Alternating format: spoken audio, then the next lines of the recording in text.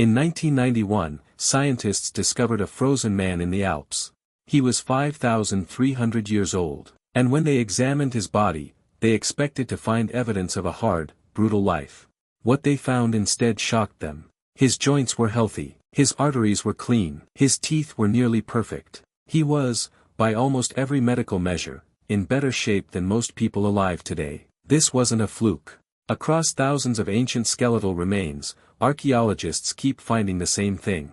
Before farming, before cities, before medicine, human bodies were stronger, taller, and healthier than they became after civilization. So the question isn't whether ancient humans knew something we don't. The question is, what exactly did we lose, and when did we lose it? We've been taught a story about human progress. That every generation gets healthier. That civilization saved us from brutal, short lives in the wild. But here's what that story gets wrong. When researchers examined 6,000 skeletons spanning 10,000 years of human history, they found something that contradicted everything. The moment farming began, around 10,000 BC, human health collapsed. Average height dropped by 4 inches. Bone density fell. Tooth decay exploded from near zero to affecting almost everyone. And life expectancy actually decreased. So let's investigate.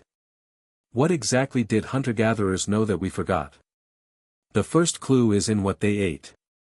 Modern humans eat roughly 20 plant species. Ancient hunter-gatherers consumed over 200. Not occasionally, as the foundation of their entire diet. Researchers studying modern hunter-gatherer tribes like the Hadza of Tanzania found they consumed 600% more fiber than the average American. The result? Their gut microbiome, the ecosystem of bacteria inside them, contained species that no longer exist in modern humans at all. Species that controlled inflammation. That regulated mood. That prevented the autoimmune diseases now considered part of normal modern life. The second clue is how they moved. Not how much, but how. Hunter-gatherers walked an average of 9 miles per day. But here's the critical detail that gets ignored. They also rested completely, up to 8 hours of genuine rest mixed throughout the day. Not the half-rest of sitting at a desk. Not the anxious rest of staring at a screen. Complete, genuine stillness. Modern exercise science calls this active recovery. Ancient humans did it instinctively every single day. Their bodies cycled between intense physical effort and complete rest, exactly the cycle human biology was designed for over hundreds of thousands of years. The third clue is the one that surprised researchers most: sleep.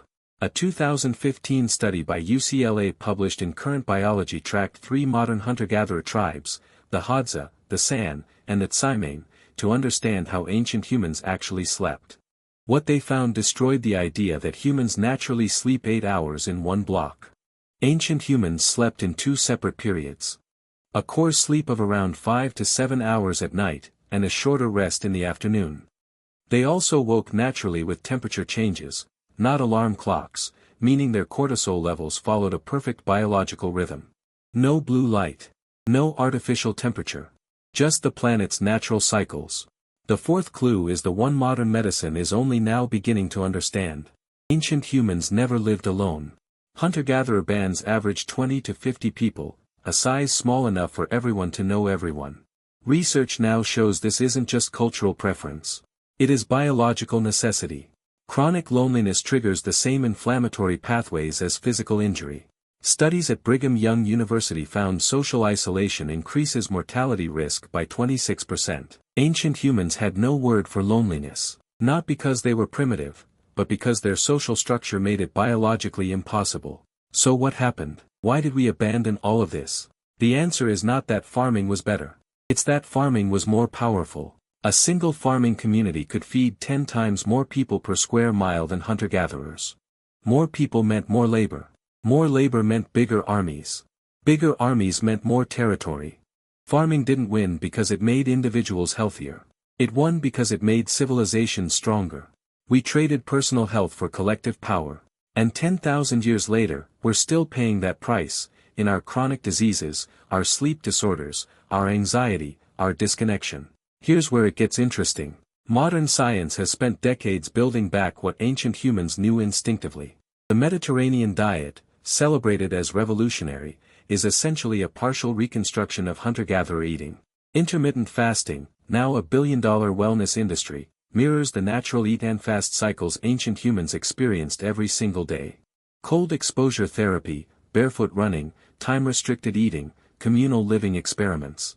Every wellness trend of the last 20 years is, at its core, an attempt to recover what we had before farming. We didn't discover these things. We remembered them. So what did ancient humans know about health that we completely forgot?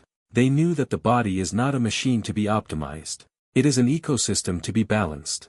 Variety over quantity. Movement and rest in equal measure. Sleep that follows the planet, not a schedule. Community so deep it functions as medicine. None of this required science. None of it required money. It was simply how humans lived for 290,000 years before someone drew lines in the dirt and called it a field. Remember Ötzi, the frozen man we opened with? Scientists later found something else in his body. Evidence of at least 3 serious injuries, healed completely without medicine. An intestinal parasite, managed without treatment. And traces of plants in his system that modern pharmacology has since confirmed have genuine anti-inflammatory properties. He wasn't lucky. He was equipped. The next video looks at what happened when the first farmers tried to go back, and why returning to the old ways turned out to be more complicated than anyone expected. If this changed how you think about your own body and the choices we made as a species, consider subscribing. Every week, we go back to find what the modern world left behind.